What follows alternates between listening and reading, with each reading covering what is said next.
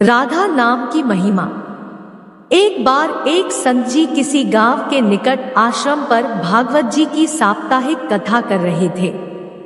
तीसरे दिन के वृतांत में वह कथा करते हुए बताने लगे, अनेक प्रकार के लोग जो पाप कर्म करते हैं उन्हें अनेक प्रकार के नरकों में जाना पड़ता है, लेकिन एक उपाय है जिसके द्वारा नरकों में जाने से बचा जा सकता है।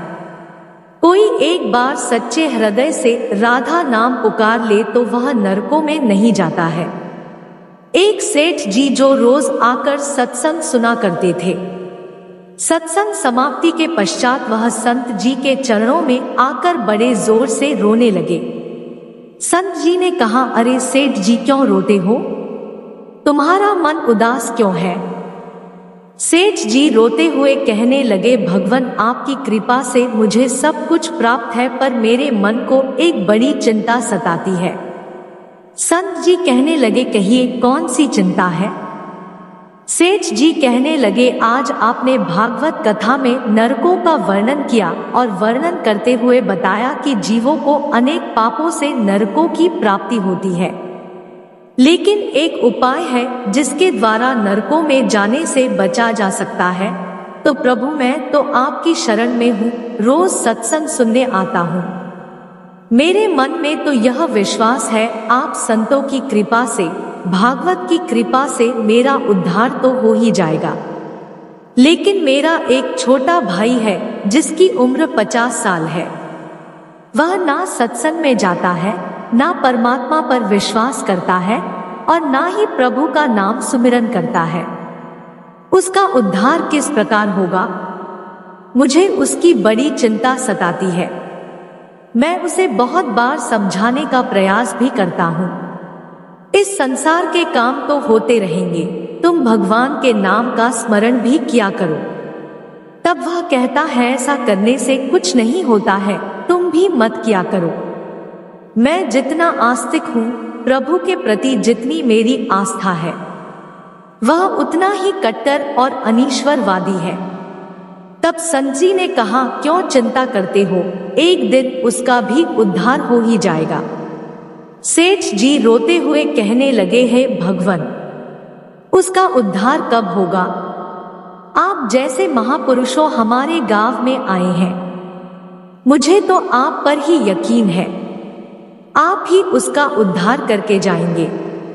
अब आप कैसे भी कृपा कर मेरे घर आइए और एक बार तो उसके मुख से श्री राधा नाम का उच्चारण कराइए। तब सेठ जी की विनय सुन संत जी कहने लगे, कल सत्संग समाप्ति के पश्चात मैं आपके घर आऊंगा और उसे परमात्मा का सुमिरन अवश्य कराऊंगा। दूसरा दिन हुआ, सेठ जी अपने घर गए। संत जी के आने का इंतजार करने लगे। आश्रम पर कथा की समाप्ति हुई। अब संत जी अपने वचन के अनुसार सेठ जी के घर पहुंचे। जैसे ही घर पहुंचे, सेठ जी ने बड़े श्रद्धा भाव से संतों का स्वागत किया। उन्होंने अपने भाई को बुलाकर कहा, संत जी आज हमारे घर पधारे हैं, उनका दर्शन कर लो। वह अंदर से बैठे बैठे कहने लगा, मुझे ना किसी संत से मिलना है और ना ही भगवान से मिलने की इच्छा है। तुम ही उनकी सेवा करो और तुम ही उनका पेट भरो। संत जी ने जब यह वचन सुने, सेठ जी रोते हुए कहने लगे, भगवान जी देखा आपने, आपके सामने ही आपका अपमान कर रहा है। संत जी कहने लगे, सेठ जी ख्याल ना कीजिए, सब कुछ अच्छा होगा। अब सेठ को दिलासा देते हुए संत जी पलंग से उतरे और उसके भाई के कक्ष में आ गए और उसके कंधों पर हाथ रख कर कहने लगे, और बताओ आज तक कितना कमाया? वह संत जी को इस प्रकार अपने नजदीक देखकर कहने लगा, अपना हाथ मेरे कंधों से हटाओ। मैं ना संतों को मानता हूँ ना भगवान को मानता हूँ। लोग जितने आस्तिक होते हैं, मैं उतना ही कट्टर नास्तिक हूँ। मैं भगवान को नहीं मानने वाला हूँ। आप मेरे नजदीक क्यों आए हैं? संत जी कहने लगे, मैं तो अपना काम करने आया हूँ। संतों का काम होता है लोगों का उद्धार करना। आज तुम्हारे उद्धार का कार्य मिला है, तो अवश्य करके ही जाऊंगा। वह सेठ का भाई भी बड़ा कट्टर था। वह कहने लगा, आपको किसी का भी उद्धार करना है कर लीजिए, पर मेरा उद्धार आप नहीं कर सकते। मैं कुछ भी नहीं करने वाला हूँ। सेठ के भाई को देखकर संत जी मुस्कुराकर कहने लगे, एक बार राधे राधे बोल दो। वह सेठ जी का भाई कहने लगा, मैं कुछ नहीं बोलूंगा। संत जी ने फिर कहा, राधे राधे बोल दो। वह कहने लगा, नहीं कहूंगा। फिर संत जी ने कहा, राधे राधे बोलो। वह कहने लगा, मैंने कहा ना, मैं नहीं बोलूंगा। तब संत जी पुनः सेठ जी के पास आए और कहने लगे, अब आपने मेरे ऊपर यह जिम्मा सौंपा है, अब मैं जैसा करूंगा आप बीच में नहीं आना। आप सारे परिवार वाले बाहर जाकर बैठ जाओ, जब तक मैं आपको बुलाऊं नहीं, एक भी परिवार वाला इस कक्ष में ना आए। अब इस प्रकार सेठ जी अपने परिवार सहित बाहर आकर बैठ गए। अब कक्ष में सिर्फ संत जी और सेठ जी का भाई था। संत जी ने पुनः प्रेम से कहा, अरे भैया एक बार राधे राधे बोल दो। वह कहने लगा, मैंने आपसे मना किया ना, मैं नहीं कहता हूँ, ना भगवान को मानता हूँ ना भगवान की बातें मानता हूँ, मैं कट्टर नास्तिक हूँ। संत जी पुनः उसे प्रेम से हंसते हुए कहने लगे, जितने तुम कट्टर नास्तिक हो मैं उतना ही आस्तिक हूँ। मैंने अगर निश्चय कर लिया है, तुम्हारे मुख से राधा नाम सुनकर ही जाऊंगा, और पक्का समझ लेना कि तुम्हारे मुख से राधा का नाम निकलेगा ही। वह कहने लगा, आप कितना भी प्रयास कर लो, मैं एक बार भी नाम नहीं लेने वाला हूँ। अब संत महापुरुष होते तो बड़े दयालु हैं, पर लीला मात्र उन्होंने क्या किया, उस सेठ के भाई का हाथ पकड़ा और हाथ पकड़कर जोर से घुमाने लगे। अब वह सेठ ठहरा 50 साल का, वृद्ध अवस्था थी, संत भी वृद्ध थे, पर संतों के अंदर भक्ति का तेज होता है। उन्होंने जोर से उसके भाई का हाथ घुमाया, मरोड़ दिया। हाथ घुमाकर संत जी फिर कहने लगे, कहो राधे राधे। वह कहने लगा, नहीं कहूंगा। अब तो संत जी ने जोर से हाथ घुमाकर सेठ के भाई को जमीन पर पटक दिया और खुद उसके पेट पर चढ़कर बैठ गए, और संत जी फिर कहने लगे, बोलो राधे राधे। वह फिर कहने लगा, नहीं कहूंगा। अब तो संत जी ने उसके दोनों हाथ पकड़ उसके पैरों को बांध दिया और कहने लगे, कहो राधे राधे। अब ऐसी अवस्था में वह सोचने लगा, लगता है यह संत तो मुझे मार ही देंगे। तब उसने बिना इच्छा के एक बार ऐसे ही कह दिया, राधे राधे।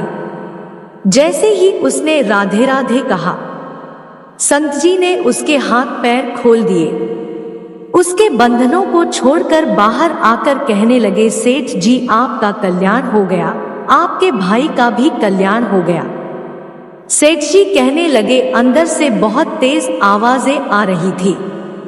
तब संत जी कहने लगे, आपने काम ही ऐसा दिया था। आपने कहा वह नास्तिक है, कभी कुछ बोलता ही नहीं है। आज आपके भाई ने राधे राधे का नाम उच्चारण कर लिया है, इसका कल्याण हो गया। अब मैं जा रहा हूं, कल से पुनः मेरी कथा है। अब संत जी तो अपने स्थान पर लौट आए।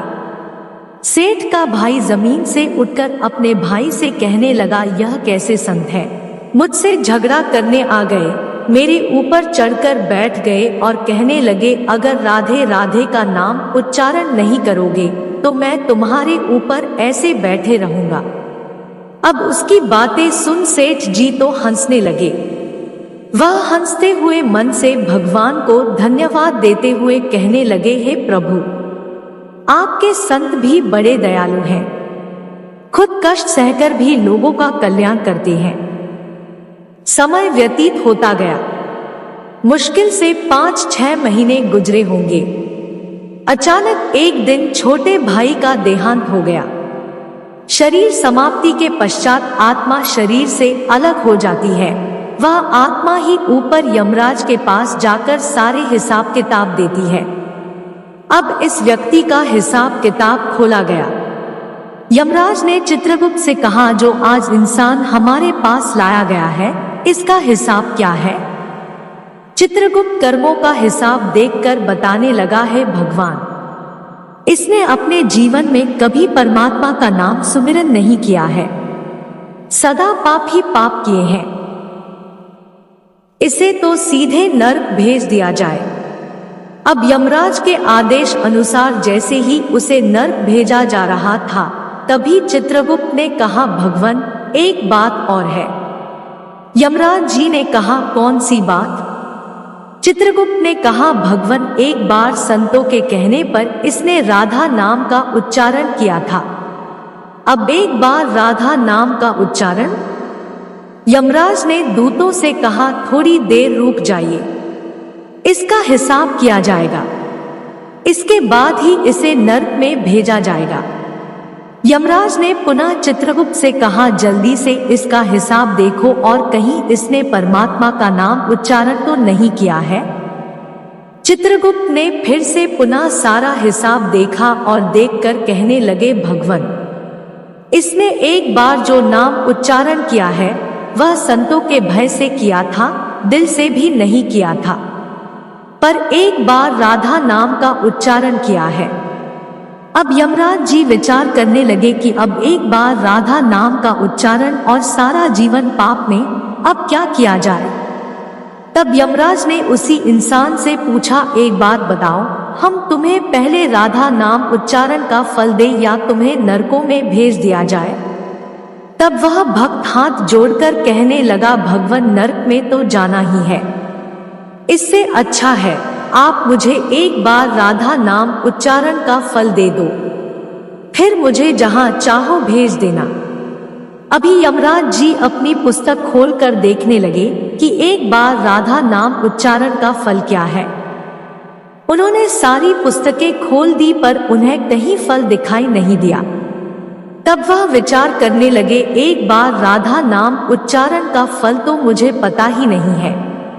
तब वह अपनी शंका के निवारण करने के लिए उस भक्त को अपने साथ लेकर स्वर्ग लोक में आ गए। स्वर्ग में आकर यमराज ने इंद्रदेव से कहा, है इंद्रदेव, मुझे बताइए एक बार राधा नाम उच्चारण करने का क्या फल है? तब इंद्रदेव ने बहुत प्रयास किया पर उन्हें भी इसका फल पता नहीं चला। तब वह सब देवता मिलकर ब्रह्मदेव के पास आए। ब्रह्मदेव ने जब उन सबको देखा तब ब्रह्मदेव उनसे पूछने लगे, यह आपके साथ इंसान कौन है? तब इंद्रदेव कहने लगे, भगवान, इसने एक बार राधा नाम का उच्चारण किया है, बाकी सारा जीवन इसने पाप किया है। हमें तो पता नहीं राधा नाम उच्चारण का फल क्या है, इसलिए हम आपके पास आए हैं। तब ब्रह्मा जी ने भी बड़ा प्रयास किया, राधा नाम उच्चारण का फल क्या है? अब उन्हें भी पता नहीं चला। तब वह ब्रह्मदेव कहने लगे, हम सब मिलकर इसे अपने साथ लेकर भगवान शंकर जी के पास चलते हैं। तब वह भगवान शंकर जी के पास पहुंचे। भगवान शंकर जी से प्रार्थना कर कहने लगे, हैं महादेव, इस इंसान ने सारा जीवन पाप किया है, बस एक बार संतों के कहने पर राधा नाम का उच्चारण किया है। अब आप बताइए, एक बार राधा नाम उच्चारण का क्या फल मिलता है? तब महादेव जी ने बड़ा प्रयास किया पर वह भी राधा नाम की महिमा को बता नहीं सके। तब शंकर जी कहने लगे, अब हमें भगवान श्री कृष्ण के पास चलना पड़ेगा, क्योंकि वही राधा तत्व को जानते हैं। ऐसा सोचकर सब देवी देवता भगवान शंकर के साथ मिलकर उस इंसान की आत्मा को लेकर भगवान श्री कृष्ण के गोलोक धाम में पहुंचे।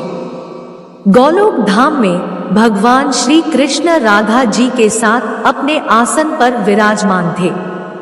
भगवान श्री कृष्ण ने सब देवी देवताओं का सम्मान किया और उनसे पूछा, आज अचानक से आने का कारण क्या है? तब भगवान शंकर हाथ जोड़कर कहने लगे, हैं भगवान, यह इंसान इसे धरती से लाया गया है। इसने अपने जीवन में अनेक पाप किए हैं, पर एक बार राधा नाम का उच्चारण किया था। यमराज जी पता न कर सके कि एक बार राधा नाम उच्चारण का फल क्या है। तब वह इसकी जानकारी लेने के लिए इसके साथ इंद्र जी के पास स्वर्ग में आए थे। फिर स्वर्ग से होते हुए ब्रह्मलोक आए। फिर ब्रह्मलोक से होते हुए यह मेरे पास पहुंचे। अब मैं इन सबको अपने साथ ले आपके पास लेकर आया हूँ। अब आप बताइए, एक बार राधा नाम उच्चारण का क्या फल हो सकता है। जब इस प्रकार बातें चल रही थी तब श्री कृष्ण के पास बैठी राधा रानी बड़े जोर से हंसने लगी। तब श्री कृष्ण ने कहा, हे राधिका, क्यों हंसती हो। तब राधिका कहने लगी, है भगवान, यह अभी तक राधा नाम का महत्व समझ नहीं सके हैं। तब भगवान शंकर जी कहने लगे, हैं महारानी, राधिका के नाम का क्या असर है, आप हमें बताइए ना।